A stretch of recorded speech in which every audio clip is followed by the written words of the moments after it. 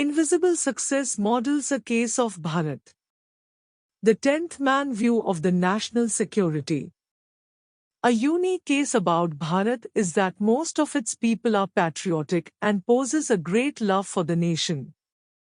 This is reflected during all major events, calamities, local or global, and it is this core element of its nationhood that enables it to always bounce back stronger.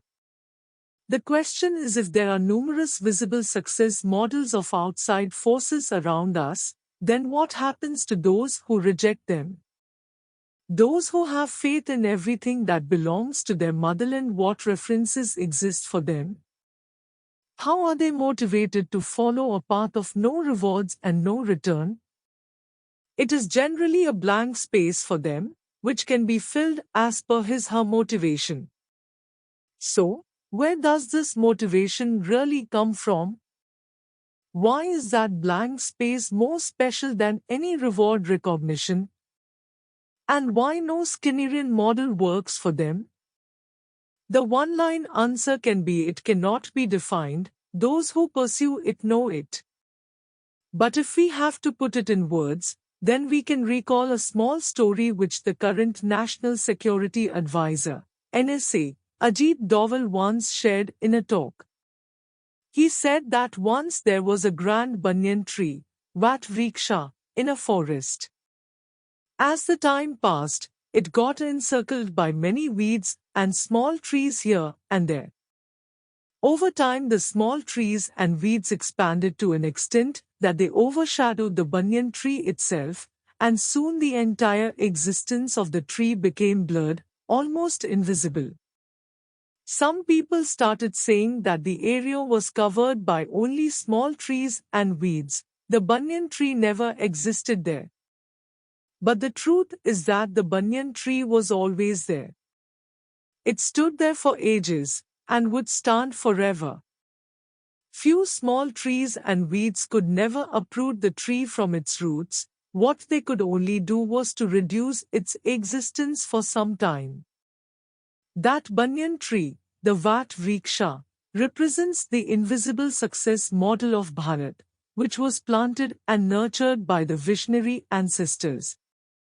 To see the invisible success models, the need is to cut the weeds that surround it, with the sharpness of self-consciousness and wisdom.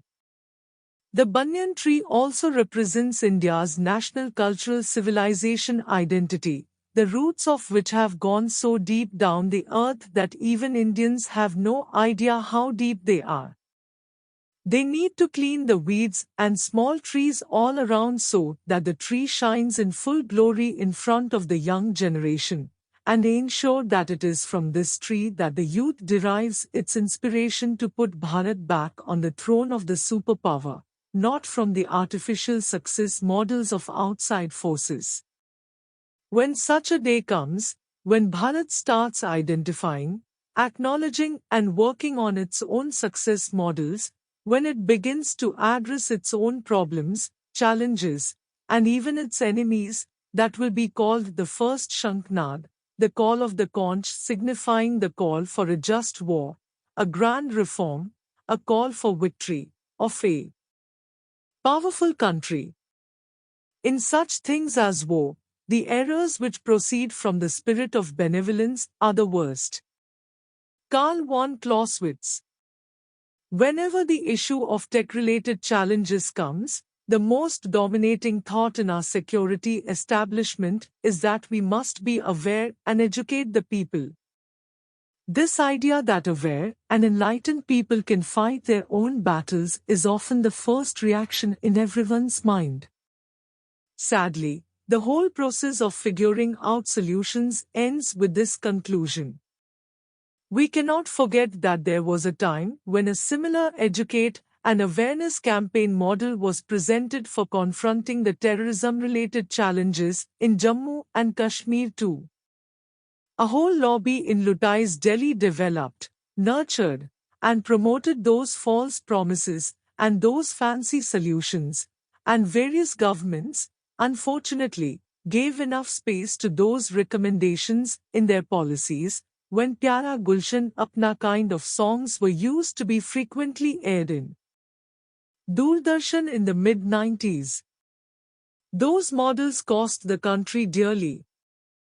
It was only after 2014, when the outlook and methods of dealing with national security challenges changed, when the government adopted an action-oriented mindset, implemented needed policies reforms in that direction, and most importantly, when the right leadership intent was displayed, then only the situation started improving, and today we can say that we are on the path of peace, prosperity, and security in the region.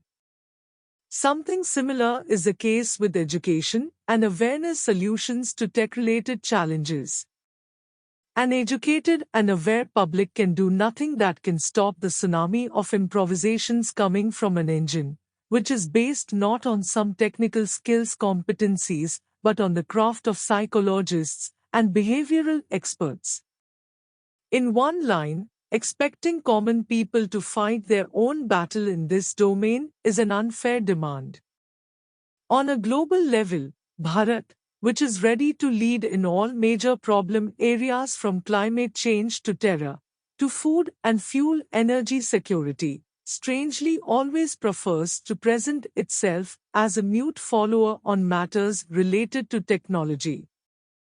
A country that believes in the mantra, "Let noble thoughts come to us from all sides" since the Rig Veda times, surprisingly turns deaf-dumb on technology-related challenges. The reason for this can be anything but not our inability or lack of intellect. There are many such discussions about the trajectory of technological psychological innovations of our time that are going on all over the world, and a majority of these debates are going on at the headquarters of these very technologies, their home countries themselves. Today, there is a whole lobby of Silicon Valley hippies, the founding members, ex-executives of big tech corporations, scientists, and inventors, that is campaigning to find a global solution to the menace that their products have created, and are in search of a human-centric perspective, which rests with Bharat. The world is looking at Bharat to provide a perspective and a template to follow, and this is the right time to introduce its human intelligence improvisations as the success models to the world.